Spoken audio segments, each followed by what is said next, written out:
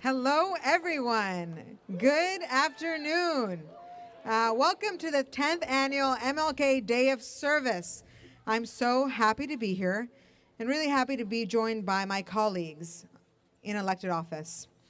First, I'd like to introduce former Mayor E. Denise Simmons, former Mayor Mark McGovern, Councillor Quinton Zondervan, City Councillor Jeevan Sabrina Wheeler. We also have our colleagues from the school committee here. School committee member David Weinstein. School committee member Rachel Weinstein, not related. Thank you to the so many organizers of this event. Thank you to all of you for being here. We have a great day planned. And the ensemble we have for you today includes 3 selected readings from speeches by Dr. Martin Luther King Jr. and poetry from 2 local artists that will be accompanied by sounds from the Jeff Robinson Trio. The purpose of this performance is to highlight the work that still needs to be done in the nation to unify our communities and how we in Cambridge can work towards being the community Dr. King envisioned. And now I'd like to introduce Reverend Ellis Washington from St. Paul AME Church in Cambridge. Let's give him a warm welcome.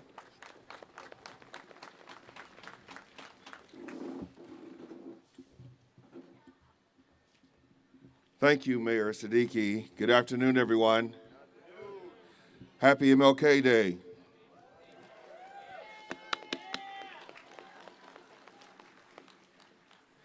I'd just like to lift up that Dr. Martin Luther King Jr. was impacted profoundly by his Christian upbringing, by the teachings in the Baptist Church, and by the example of Jesus Christ of Nazareth, but also the example of Mahatma Gandhi in his nonviolent, peaceful resistance.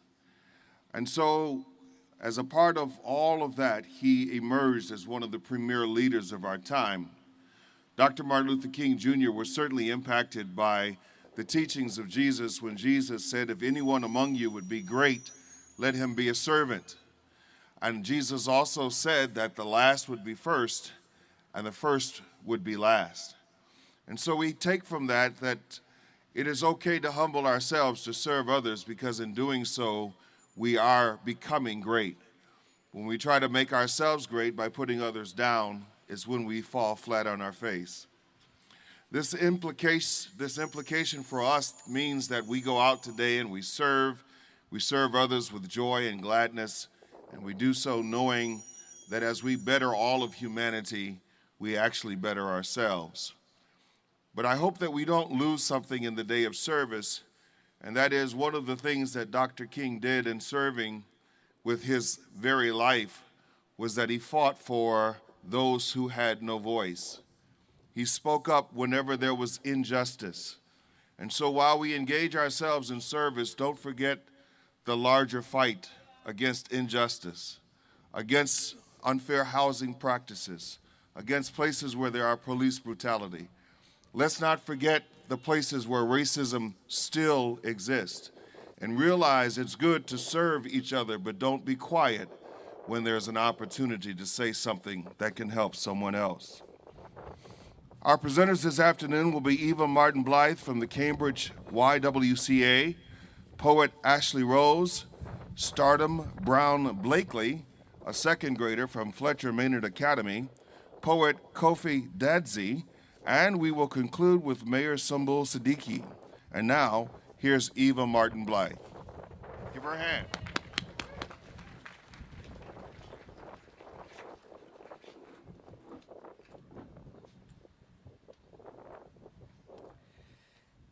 This is an excerpt from Dr. King's Our God is Marching On speech, read on March 25th, 1965, after leading over 10,000 and I repeat, 10,000 nonviolent demonstrators on a 54-mile march from Selma to Montgomery, Alabama. Our God is marching on. We have walked through desolate valleys and across the trying hills. We have walked on meandering highways and rested our bodies on rocky byways.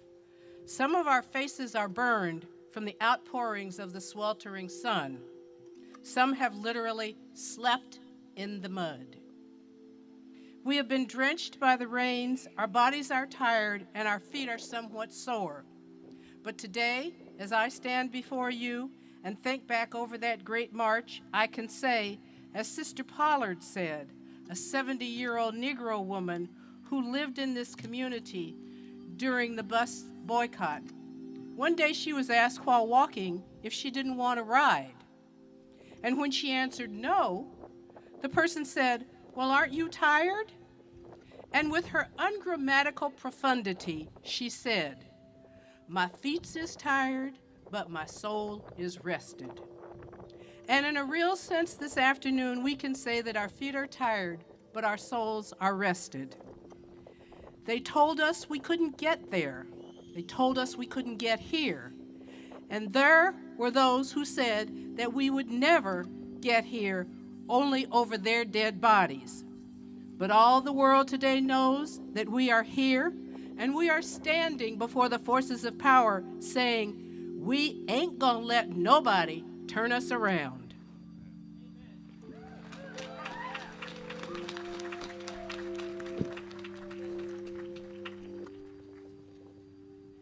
Good afternoon.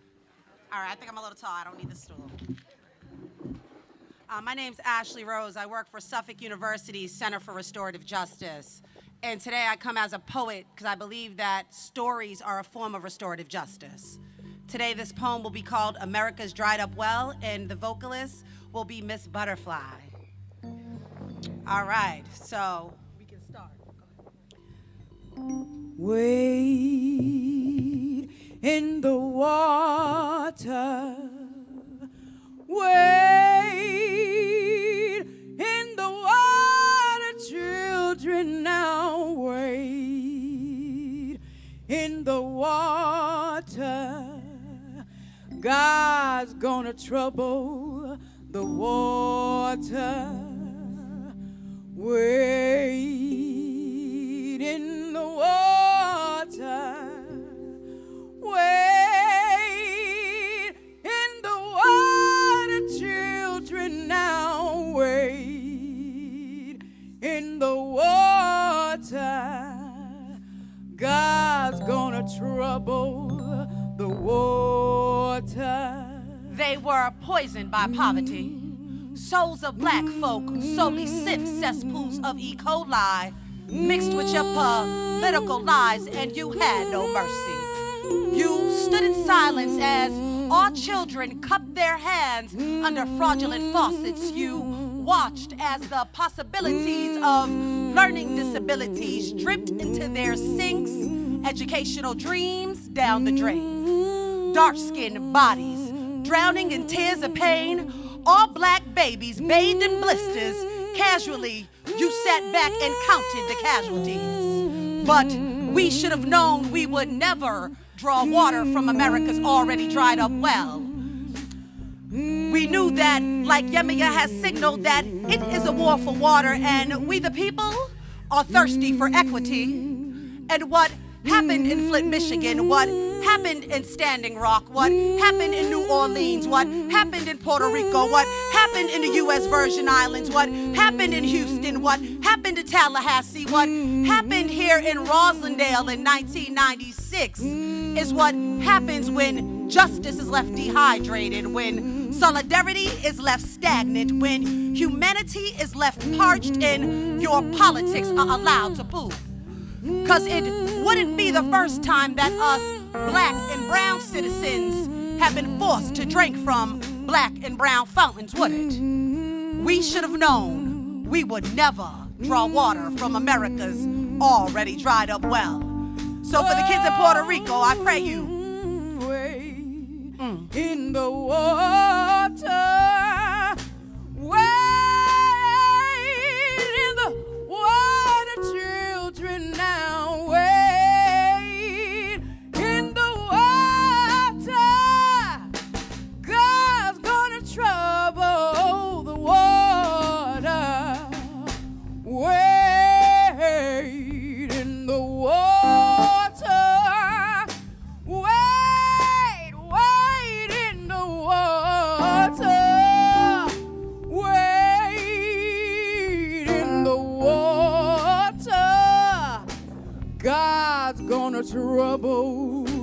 the water.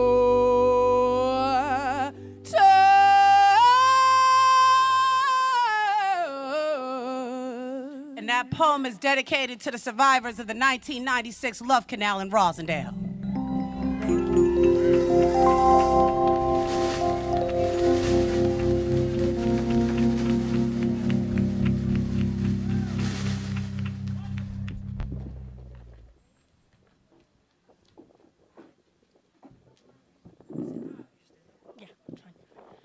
My name is Stardom Brown Blakey. I'm 9 years old and in the 3rd grade at Fletcher Maynard Academy. I'm here to speak about the teachings of Reverend Dr. Martin Luther King Jr. and other civil rights leaders. I share their beliefs in the power of love, nonviolence, peace, and universal harmony. Let me repeat that. I share their beliefs in the power of love, nonviolence, peace, and universal harmony. Dr. King had a dream in the past, but I have a dream today. My dream and vision is to unite the human race. I'm an agent of positive change. Some changes I would like to see are change 1, let's make universal love an action word. True love flows from heart to heart. Everybody should give and receive love. Change 2, let's end poverty. Everybody needs food and a place to live. Change 3, let's have everybody share more and care more. This is not hard to do. You just have to make an effort. Like I said before, I'm an agent of positive change. This will be hard work, but I'm not tired and I'm not exhausted. I definitely have a dream today. We the people have more in common than not. We stand for excellence with human dignity. We should believe in respect, honor, and true love for humankind. Education is the key. It is with education that we can teach children like me to be an agent of positive change. We must take on this challenge as our civic duty. If we do so, we can preserve our world, love, and peace for generations to come. Yes, we can. Si se puede. Thank you for listening.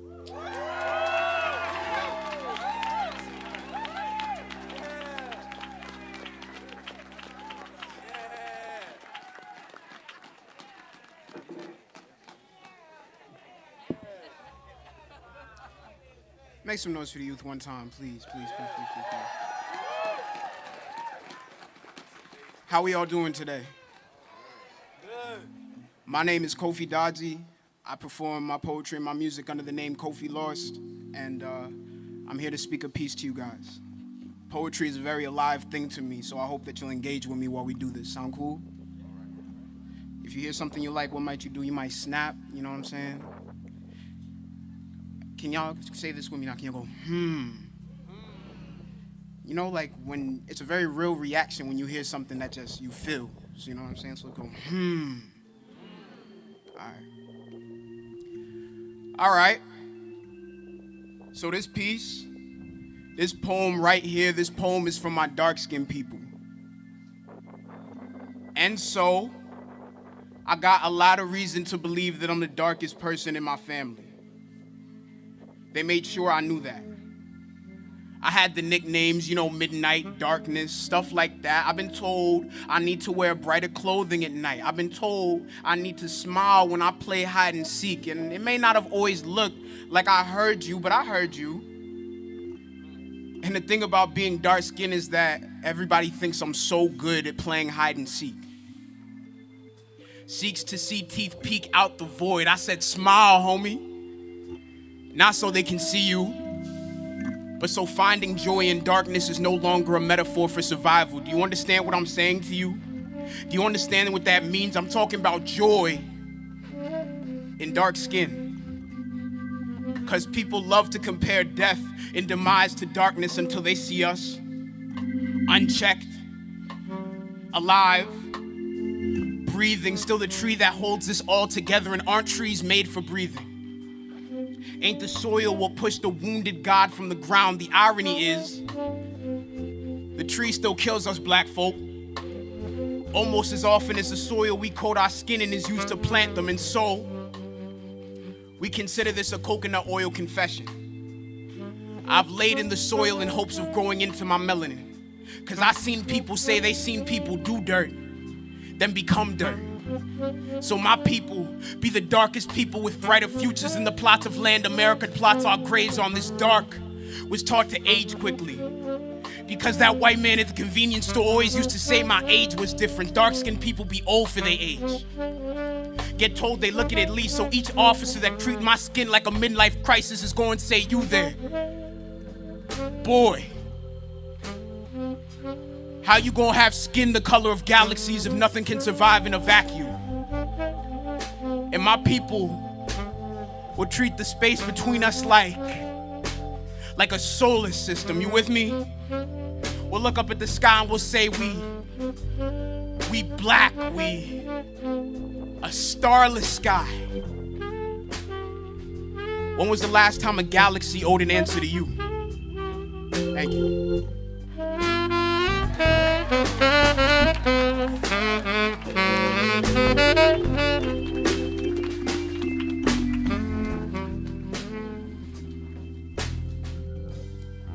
Thank you.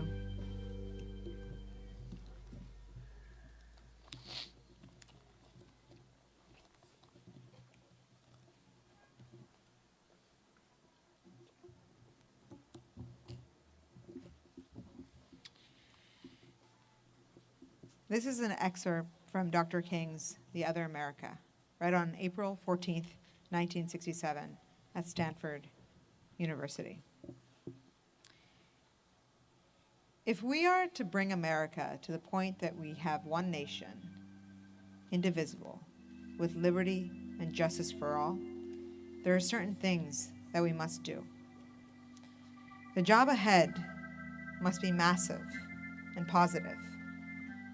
Now, in order to develop these programs, we've got to get rid of one or two false notions that continue to exist in our society.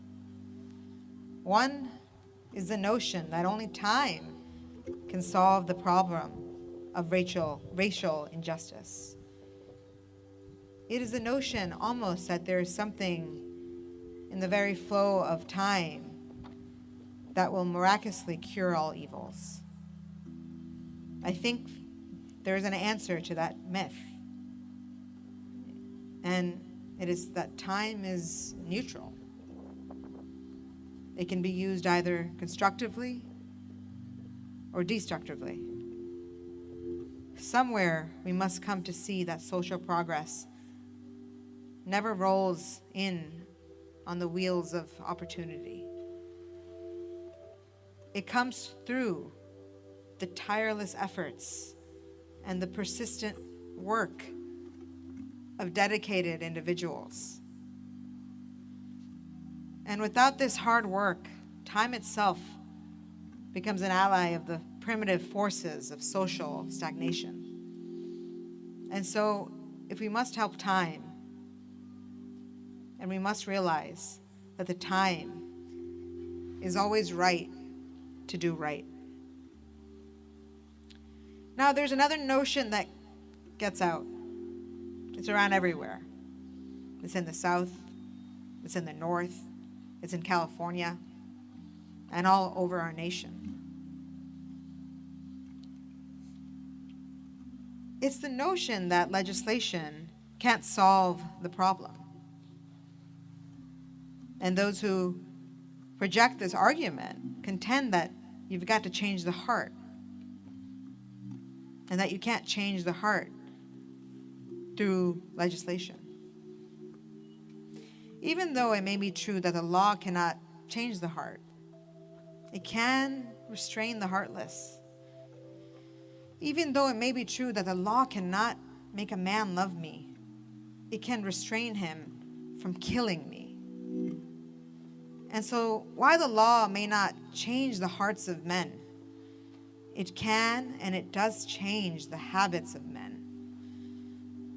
And when you begin to change the habits of men, soon the attitudes will be changed. And soon the hearts will be changed.